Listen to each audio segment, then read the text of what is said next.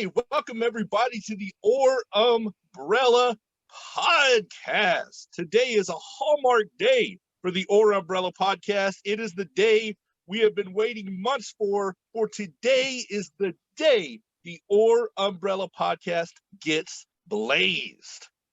Going viral on the internet is something that happens every day now. Fads come and fads go. Few are remembered, but some viral videos have withstood the test of time and given birth to timeless legends. One such legend is the Average Homebody, aka Blazin Hazen, aka Denny Blaze, aka Denny Hazen. One of the OGs of YouTube fame when YouTube was just in its infancy. His video Average Homebody really blew up and exploded and became something that everybody was talking about, and we'll get into that in a little bit. But this man, this force of nature, is somebody we are thrilled to have on our show today. Denny, we want to welcome you to the Umbrella Podcast today. Jonathan and Michael, hey, great to be with you guys. Great to have you. Absolutely. Michael, you want to get us kicked off with our first question, my sir? Yes, I do. That sounds good. Again, I appreciate the kind words too on the intro. Absolutely. We're glad to have you. So we like to start off with a sort of silly question on the Orr Brothers podcast. And the COVID era has birthed a trend of versus battles amongst a lot of famous rappers out there. Nelly versus Ludacris, Snoop Dogg versus DMX. If you could have one versus battle against any other rapper, who would it be? I really love this question because that's what I'm all about. Not rap battling. The late Patrice O'Neal on VH1 once said this about me. Finally, a rapper rapping about how tough it is not to be tough. So my whole presence is more about love than fighting. And the reason why I became a rapper was because everything at the time was hardcore gangsta. And that's where Denny Blazin Hazen comes in from, because at the time there was Ice Cube, Ice T, and then came Vanilla Ice, all this ice stuff. I'm so hard. Well, you guys, I don't pretend to be tough. I'm not. And one of the songs I made is I'm not a thug. I don't like battling. I was on Tosh.0 and they had me do a rap battle against a random black guy from the audience. That was all scripted and they came up with that and I enjoyed it, but really, I don't like tearing people down. I like being an inspiration. I like to lift people up, and I'm just the complete opposite of a battle. Absolutely. Make love without war. That's the good stuff right there. All right, so let's back that thing up to the beginning of the blaze. When did you first get into rapping, and who were some of your favorite rappers growing up? Well, that's a long story because I'm getting pretty old. That was back in the 80s. Technology was so different. You didn't have iPods, you didn't have digital stuff. I had a boombox, and with my boombox, I used to listen to this radio station 107.9 in Cleveland, and it was hip hop music. And you take the boombox out to the basketball court in the driveway, and you put it on there and just shoot hoops to listen to the music. Well,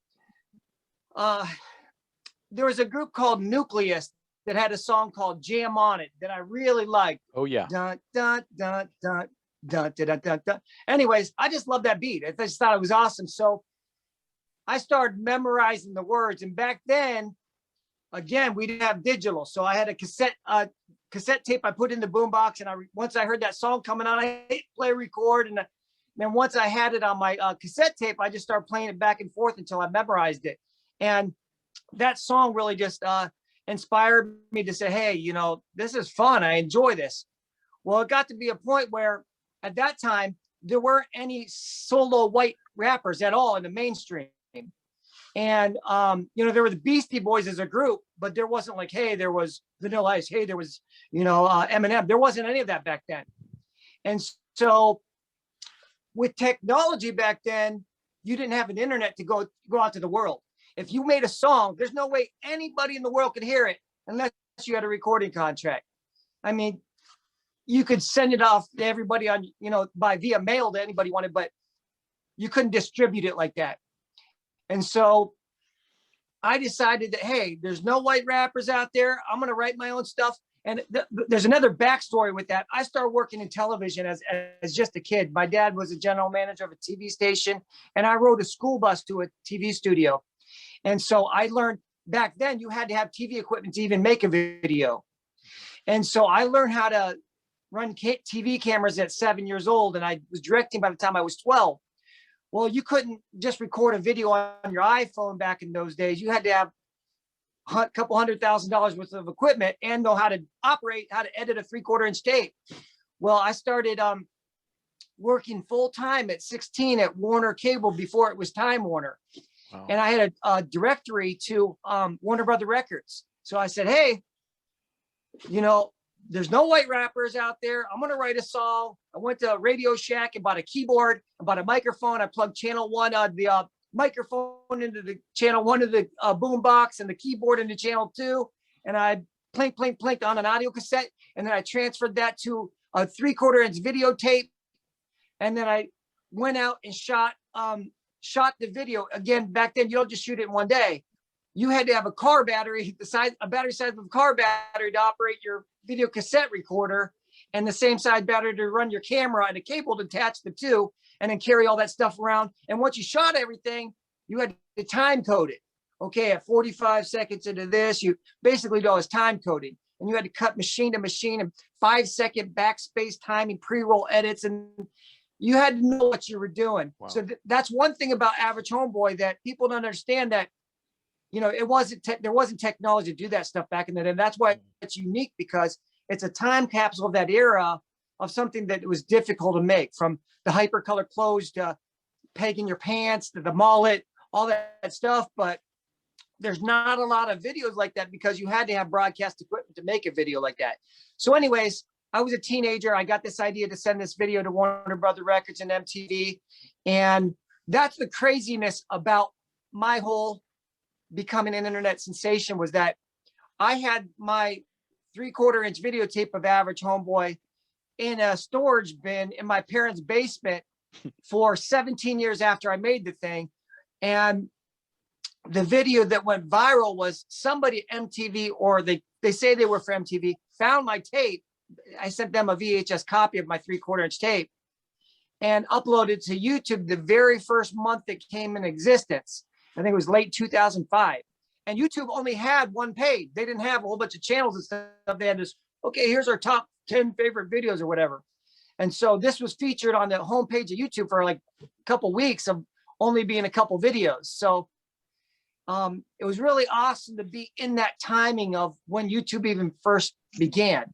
It was a really new thing. And I didn't expect, that's one thing, like if you look at my Wikipedia, it says, Blaze started this thing, and he says he did it in the 80s, but this one, if you look at a calendar, there's one picture, it says 2000 or 19, or I think it said 1991 or something. Well, I didn't even release the videos in the order that I made them, like this anonymous person did. So Blazin Hazen was my very first video.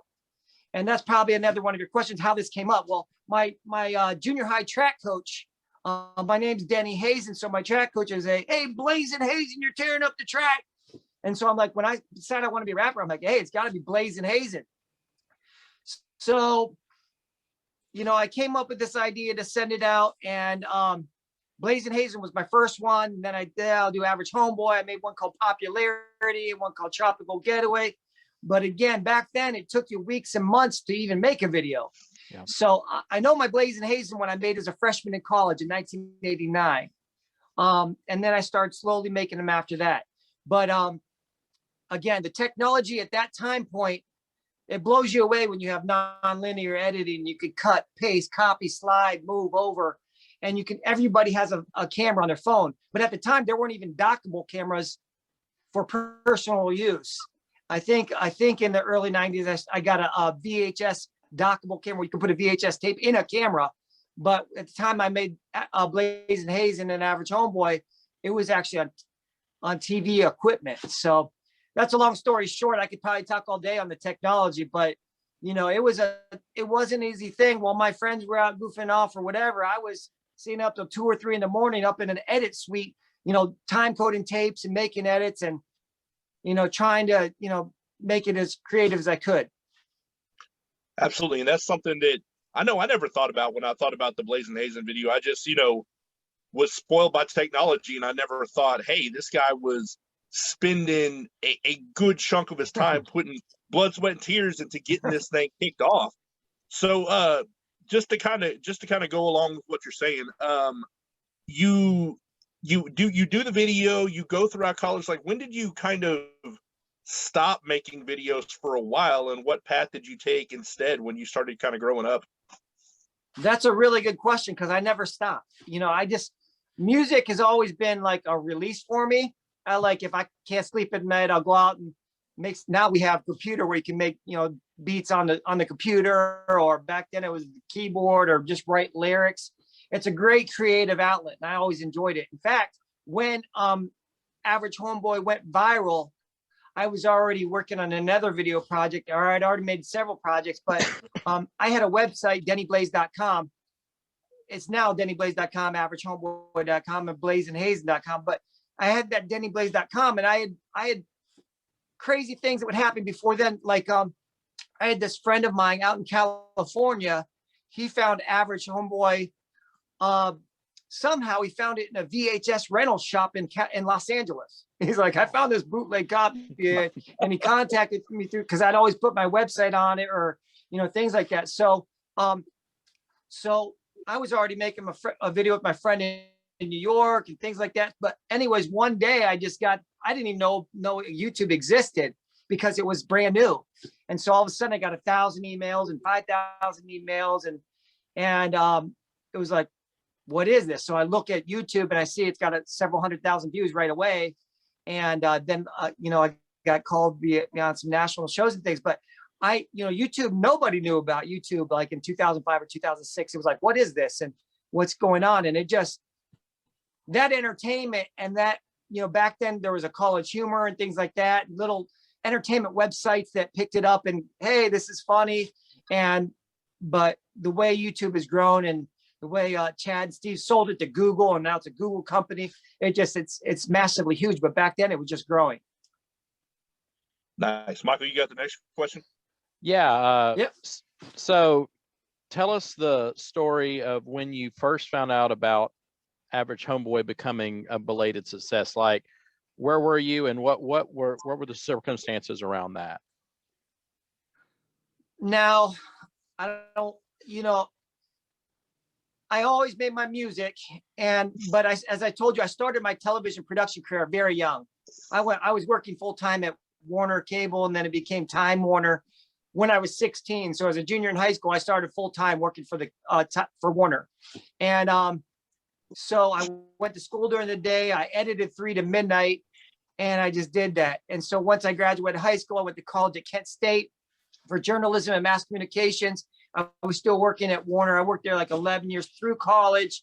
I went to a CBS affiliate in Cleveland, television production department. And then I went to the NBC affiliate.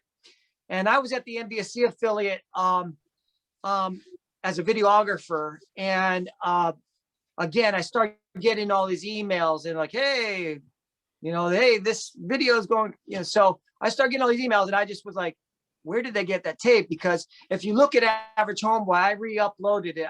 And that's another long story short about the anonymous person who uploaded it.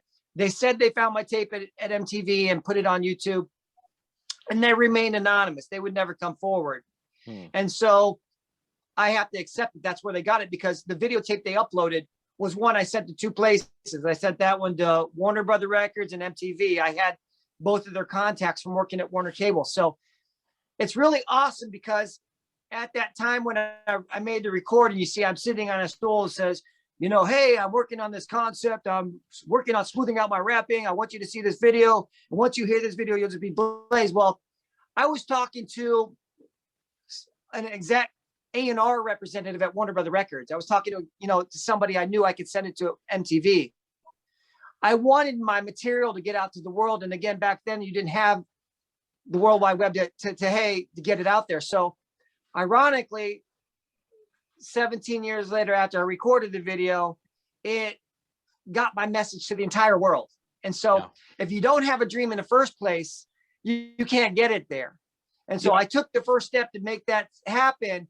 And so I was kind of elated to say, hey, you know, all that hard work I spent all that time ago, the whole world gets to see it now. So people think, oh yeah, was this guy serious, or was he being stupid, or just being a joke? Well, hey, I love to make music. I had a concept, and it was really fun to have it come out. And the best thing about my video going viral is making friends like you guys, Jonathan and Michael. I've made friends all over the world. It's crazy. I don't know if you've seen the uploaded version that I did of Average Homeboy, where I had friends, fans, whatever you want to call them, from around the world send me clips of them doing the song, and the whole song's by all my friends. And it's not just like I grew up in Ohio. It's not like friends from Cleveland and Akron. It's okay. So I've got people in Canada, United States, from New York to LA, from Cleveland down to Florida, you know, to Central America, to South America, to England, to Ireland, to Germany, to Australia, New Zealand. And to have known back in 1989 that you could get your stuff to the entire world and make friends like that. But I really, in general, one of the best things in life that you can enjoy is making friends with people. And that's what the best thing that's come about from this video. Absolutely. And I wanted to say, like, personally to me, because I heard about it on, I might have been MySpace or something like that. Yeah, MySpace. You know, it was on the homepage of MySpace for a day or two. So that one day, I think it got 200,000 views in that day. You know, it was crazy on MySpace. Yeah, and like, so when I think of the Average Homeboy video and the Blazin Hazen video and the first videos I saw, because I've watched a good chunk of videos from your page, not just those two, but the recent stuff and everything. But you know, you mentioned that some people said, is this guy serious? That's what I love about your videos. Like, man, you can tell the sincerity that you really do care about what you're doing. And some of them are funny and stuff like that. But I think the reason people go viral, in my opinion, in a lot of cases, is because there is something sincere there. Now, obviously, you've gotten better over the years with the smooth rapper. There was the crudeness of the Average Homeboy video made, you know, in the early 90s. Was it 91 when you made it, or 89, or 90ish, 91, 90, Okay. 91. I don't see, that's the thing too. Now, if you made a video now, you go look at your file and say, oh, it was uploaded on this date. Back then, there weren't any files. You had 3-inch, quarter-inch tapes. So I started Blazin Hazen at 89. Average Homeboy was the second one. It was either 90 or 91. But I don't have a timestamp on the thing. I know I was a freshman in college when I made the first one. I was at least a sophomore when I'd made the second one. But that's the crazy thing with technology.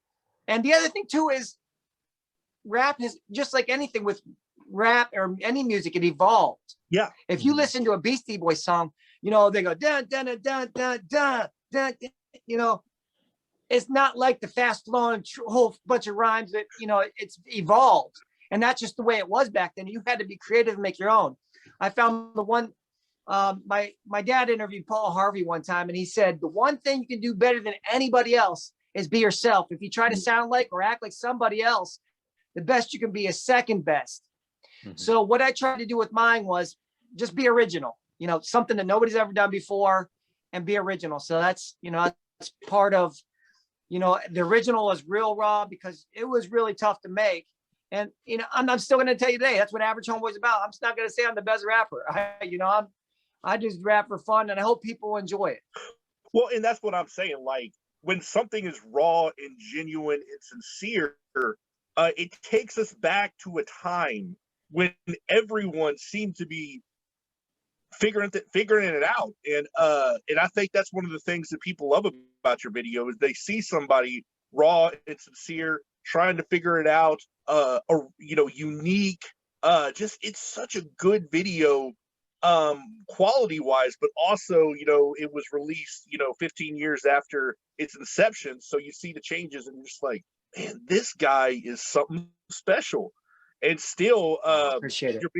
Your videos today, And Michael has that. We have the questions listed out. Me and Michael like to take turns so we don't walk over each other. So Michael's got the next video listed. That's kind of brings us to the next place we're going. All right, that sounds good. Appreciate the kind words, dude. Yeah. Okay, so Jonathan, we've kind of jumped around. I'll start with the one about since the viral status. Yeah, that's what I was thinking. Yeah. So since the viral status of your awakened videos from your younger days, you have had some fantastic videos on YouTube, the YouTube channel Average Homeboy for years now. Talk about the type of content you put out on YouTube channel and what people could expect if they subscribed and went down a rabbit hole of your videos. Well, again, I like to say that, being a rapper, usually you expect to hear curse words. You usually expect to see people blinged out. I don't even wear a watch. I don't wear a necklace. I don't bling out. I don't have a grill. I don't have one tattoo. I'm really like to be unique. But what my stuff is about, a middle-class guy from Ohio having good, clean fun.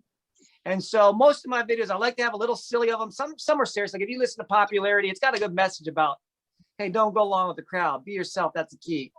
But most of my videos, like nothing to brag about. Hey, I got old shoes. It's nothing to brag about. I don't need to show off. I got 3,000 pairs of shoes. It's nothing to brag about. I drive a car. I'm a middle-class guy. You wake up, you make your own bed, you fix your own cereal.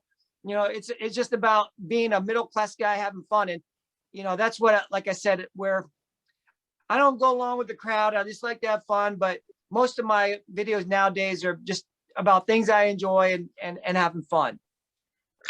Absolutely. And they're definitely fun. Oh, yeah. Speaking of fun, you made a video with Blockhead, the ventriloquist puppet, called Wood Lives Matter. Wood being WOOD.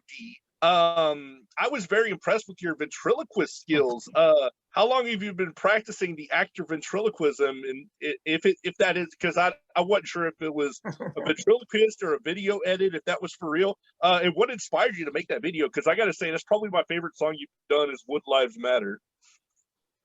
Well, I appreciate it. And to be honest, most of it is editing with effects and editing. I couldn't do that a long time ago, but now I can with digital technology. But that's a great story. And that's real touching because it's kind of stupid funny, but it's also kind of serious because the Blockhead was a dummy that my dad used in the 70s on an entertainment show. Wow. I lost my dad about 5 years ago. He passed away from cancer. So I've held on to his Blockhead dummy, and it's kind of a cool story. If you see one of the clips where you see me on his lap saying, "What's your name?" and I'm Denny Hazen, I'm like 4 years old or 5 years old. Well, that was the set he used Blockhead on, and Blockhead's hat in that video was my little ball cap I had when I was like 4 or 5 years old. Oh, so it's kind of, I'm a sentimental guy. My dad was an amazing dad. I wouldn't be where I'm at today in my career or where I'm at anywhere if my dad didn't train me up the way I should go. My dad was so awesome. And so I like to keep his legacy going. So I've got Blockhead sitting on a chair holding a picture of a news story that the local Canton Repository did on my dad holding Blockhead. So that picture's on Blockhead's lap. So that's kind of a thing. But what happened, where I came up with that idea was, as you know, BLM is very important. Black lives really matter. But I'm not shy to say that all lives matter. Okay, so I think that Black lives matter, white lives matter, Chinese lives matter, Asian lives matter. I mean, Latin, Spanish lives matter. Everybody's lives matter. And I think, I'm just going to be frank with you. I know as me, you kind of get tired getting stuff shoved down your throat that everybody lives matter, but white lives don't matter. And so I think all lives matter. In fact, I think you probably saw in the news this week, Coca-Cola sent a memo out to their employees saying, try to be less white. Okay. So don't be so white. And this is what being white means. I judge individually. I have black and white friends. if you're a good person and you're good to me, I'm going to be good back. In fact, I'll probably be good back to you, even if you're not good to me. But judge individually. So what's really cool was I said, you know what? Wood lives matter too. WLM. So I decided I'm going to write a little rap about wood lives matter. And, probably when people, if somebody saw WLM, they probably think, oh, he's talking about white lives matter. Well, no, it's wood lives matter, not white lives matter. But everybody, anybody does. If you're a human being, your life matters and you're worthwhile. And, I think God makes everybody equal. It doesn't matter what color you are. And so wood lives matters, a little joke about blockheads' life being important, but, just about judging everybody individually and having some fun with blockhead. I like that. Absolutely. So what are some specific videos that you would recommend to a Blazin novice on your channel? Now, we talked about Wood Lives Matter, but what's some other sort of introductory videos to kind of say, this is what I'm about? Well, you haven't been blazed unless you watch the original Average Homeboy, because that really, that at that time of my life, Blazin Hazen, of course, you have to watch Blazin Hazen because that's their origin. Okay, on this, it's going to be really hot. It's going to be really fun. It's going to be girls in bikinis, just being silly by the swimming pool, doing a backflip, just floating on a raft, just Blazin Hazen. So Blazin Hazen and Average Homeboy. And then, just sort through there and see if you find something you like. The last video that I really liked was High Score. And I shot that a little bit in Akron, Ohio, and a little bit in Cancun, Mexico. I love the beach. I've always loved the beach. The beach is my happy place. And so if you've never been to Cancun, Mexico, you're missing out because the water is turquoise. The sand is powder soft. So High Score's got the beach in it. I like another video I like is I'm Not a Thug, which I shot down around the Akron area. That was just fun having I'm Not a Thug. Nothing to brag about. There's a whole, when I get my free time, then I like to just shoot and have fun and make videos. So just sort through there. There's a whole repertoire of silly videos in there. On my website, DennyBlaze.com. If you go there, you can go to YouTube videos and just go through and say, hey, what's this about? What's this about? But again, it's about having good, clean fun. But right now, my favorite one is High Score. That's a good one. I watched that one recently when I was getting ready to interview you. That's definitely one I would recommend as well. So let's talk about what you're up to nowadays. We talked a little bit before we pressed record about your current career and everything, and some cool stories you had. And you definitely got to talk about the Dallas Cowboys, since a lot of our people are from this area, from the Dallas Fort Worth area. But let's talk about what you're up to nowadays. You said you do videography and videos and production and stuff like that. So just kind of talk about what you're up to these days and what's really important in your life right now. Well, first up, most important thing in my life, I'm a dad. I have a 12-year-old son, and my dad was Denny 1, I'm Denny 2, and my son Denny 3. So to me, there's nothing more important than be a dad. So love being a dad. I'm training him up the way my dad trained me up, and my boy, he's going to be way far more advanced than I ever was. The kid can shoot and edit videos, and he can code games and does VR, and he's amazing with technology. So that's my number one priority. But again, I was born in Canton, Ohio, and literally across the street is the hospital. From the hospital is the Pro Football Hall of Fame. So my dad being in production, I always went to work with him. I covered many Hall of Fame events. So I've worked with just about every great football player there ever was. So I grew up working in that. I went to college for journalism and mass communications. I told you I started at Warner in high school, went to the CBS affiliate, the NBC affiliate. But while I was at the CBS affiliate in production, I started working for the NFL as well. So I've been working for shooting NFL games for 22 years, 23. I'm in my 23rd year shooting NFL video. And so I've covered a lot of football games, and but I also direct television programs. So I do a lot of freelance. I worked with all the networks. I worked with NFL Network, with ESPN. you name it, pretty much NBC, ABC, CBS, Fox. I've worked freelance with all those companies, but shooting is my specialty, but I do a lot of directing and producing as well. But yeah, so I've covered a lot of sporting events. A cool story. I worked with LeBron James when he was in high school as just a young guy. When I was working for the NBC affiliate, I got sent out to Akron to a park in Akron where I was the only camera guy. And like, hey, we're going to do a story about this small town guy that starting at St. B's as a freshman and, whatever. So I got to the park, which one of you is LeBron? And okay, so I followed him from that day. This was before he was even on the cover of Sports Illustrated in high school. I followed him all the way through high school. And then as he became a pro, I worked with him as the Cavs. I also worked with him with LeBronJames.com when he started that website. So it was neat to watch a kid from Akron go from the little Perkins Park in Akron, Ohio, to being a worldwide amazing. I got to cover the 2016 NBA Finals. Nice. Amazing to be down on the court and seeing LeBron. And after having watched him as a high school kid. But covering your Cowboy stuff.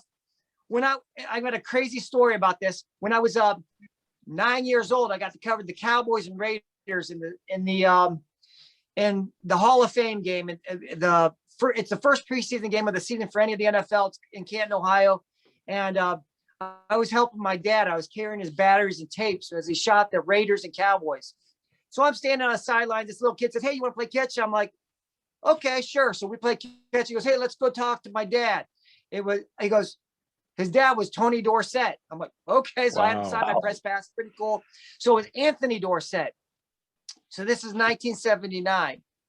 And then 20 years later, I'm working in the NFL and I take my dad as my utility person. And the Cowboys and Browns are playing 20 years later. So now I'm the grown-up person and my dad's helping me out. And Tony Dorsett's at the game because the Cowboys are playing and he's always comes back for Hall of Fame stuff. So I get to talk to him. His son is now Anthony was then playing for the Titans. So I got to work with Anthony that year. So you never know where you're going to be in 20 years. So that's just like how my video, I made it. I didn't know that there would be an internet, a YouTube or anything in 20 years. But if you work hard at something, in 20 years, things evolve. But so it was neat to get to know Tony Dorsett as a little kid and then tell him that story as an adult and watch his son grow up and play in the NFL. So that was a really cool story about the Cowboys. But I've been blessed to, cover the World Series, the NBA Finals, work with the NFL, do all that kind of stuff. I've just, a lot of people that go like, yeah, I'd love to see that game. But to be on the field, in the action is a whole different thing. But I've been blessed to cover a lot of amazing different sporting events and production things. In my freelance thing, I don't know if you've heard of the Cleveland Clinic, but it's one of the biggest hospitals in the entire world. But I shot the first ever face transplant in the United States. Wow. So I was actually in the operating room when they cut the face off the donor, carried it into another room. And so from sporting events to news events and to working with celebrities, I've got to see a lot of amazing things, and I really love my job. What a cool set of circumstances in your life that you've gotten to experience. Like, I'm just sitting here, I'm like, man, that would be cool to do, but you've been able to do a lot of different things, and that is very cool. I'm a huge sports fan. Michael is pretty big, but I am a massive sports fan. So who are some of the pro athletes you've gotten to meet that you're just kind of, besides Tony Dorsett, that you've just been you've really enjoyed or you've been starstruck by? That's one thing about Average Homebody that I like to, punch home is that, having worked around that stuff just as a kid and then all my life, I've met J-Lo, I've met P. Diddy, I've met, those kind of stars, Dan Aykroyd, Jim Belushi. When I was a videographer with Channel 3, I don't know if you heard of Paul Newman. He was a famous actor. Paul Newman was raised in Shaker Heights outside of Cleveland. And the last time he came home to see his house and I got to Paul Newman and I walked around his old house and took video shots of his old house last time he walked through his house. He passed away shortly after that, but just to take a walk through Paul Newman with his house, I worked the Rock and Roll Hall of Fame's in Cleveland. So I shot a piece with Ronnie Woods of the Rolling Stones. So to work with the Rolling Stones at the Rock and Roll Hall of Fame, we're going to shoot a live concert from the Rock and Roll Hall of Fame and do a pre-shoot with Avril Lavigne and have post lunch and things like that. Just some amazing different stories. Can't really tell you that, hey, I like to judge even these celebrities as human beings. And that's what's cool about knowing personalities. I tell you about, work with NFL athletes is that there are good ones and there are bad ones. If you're a janitor, there's good ones and bad ones. Doesn't matter what your job is. It's cool knowing personalities of successful people. But my favorite pro athlete that I work with is somebody you might, I don't even know if you heard, but he's actually from Texas. It's Phil Dawson. He was a kicker with the Browns for, I'm not sure how many seasons, at least 14. But he was a great leader. Like he would get out there before anybody. He'd be testing. He'd pick up grass and see which way the wind was blowing and which size cleats am I going to wear. He calculate the wind degrees and directions. And he was also made sure that at the end of the game, hey, you go over there and say, hey, those fans have been waiting to talk. You go over there and sign an autograph with them because some people run in the locker room. So, he was an amazing leader. And so Phil Dawson is my favorite professional athlete that I've worked with. And he's actually, I think he played for Texas, I believe. He's now coaching high school football in Texas, but he's a first-class guy. But that's just one example. I've got a lot of great stories, like being down on the field and hearing Kellen Winslow and Joey Porter trash talk each other. I hate you. and Winslow goes, no. I love you. You know why I love you? Because you make me better. You make me better. That's why I love you. I'm going to play hard on you today. So it's really neat to see that kind of thing. There's a lot of things that inspire you and different types, but I would recommend to anybody that's listening saying, hey, it doesn't matter if you're a celebrity or Joe Schmo or average homeboy. People are individuals. Treat everybody how you want to be treated. And it doesn't, I don't care if they won a Super Bowl or if they, play high school sports in Akron, Ohio. You're somebody special, whoever you are. So treat everybody how you want to be treated. I love it. Awesome. I love it. Golden rule. Absolutely. All right. So, Michael, what's next for us, bud? Yeah. So what's next for Denny Blaze? What can we expect in the future from you? Well, hopefully I'll randomly keep making videos for you guys. I don't have every day to sit there and make videos. I know there's a lot of way YouTube has evolved. There's people that's their full time to make YouTube videos on their channel.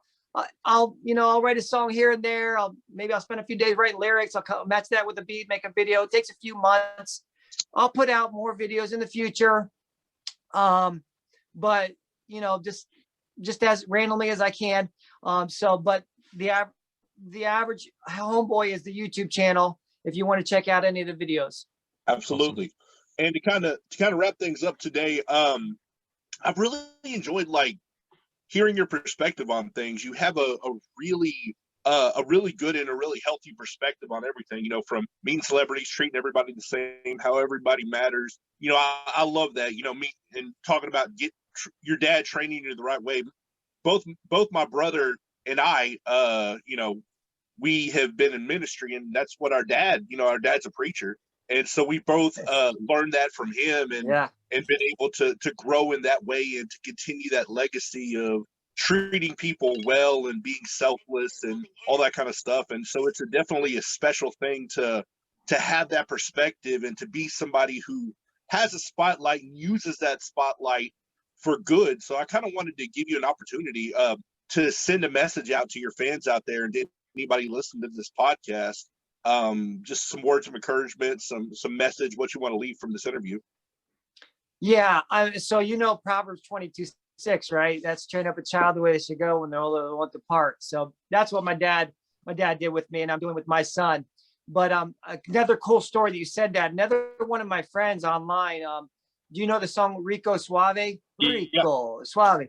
That's done by Gerardo Mejia, and he had a nice transformation. He's a minister now. He actually, Wow. his wife's from Ohio, and he just lives over the border in Kentucky, but he's a pastor at a church. So I'm really like how he used his platform to be a good influence. And that's really what I've always set out to be was, again, I can't even tell you, when I watch movies with my son, Hollywood likes to put cuss words in movies like Shrek and stuff. I mean, you can't watch even a kid's cartoon movie without cuss words in it. So I always like that I can have good, clean fun without, Hollywood shoving stuff down your throat. So maybe, that's one of the reasons why I didn't blow up right away. Because a lot of times, maybe if I had gotten a contract with Warner Brother Records or Capitol Records, they might have said, you got to be like this. You got to say that. You got to. So one of the things I've been able to do is just, hey, if it's in my song, I wrote it, and that's just the way it is. And so I do like to be clean cut. I do like to be a positive influence.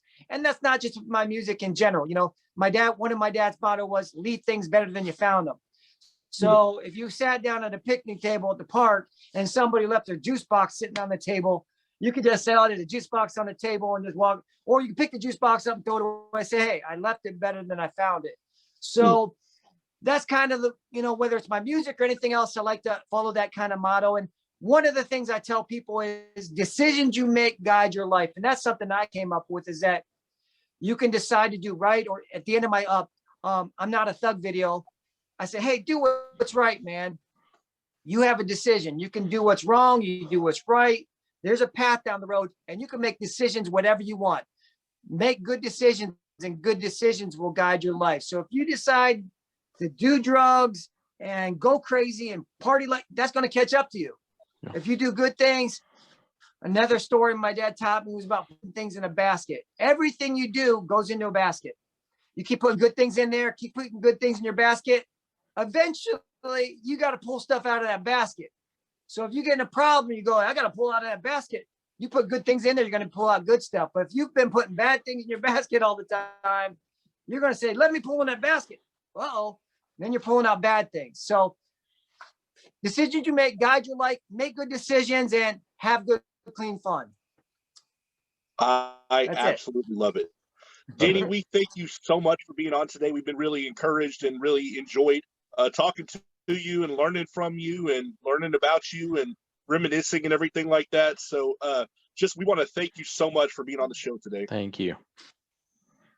Thank you for being my friends. And you just got blazed. Yes! Yes!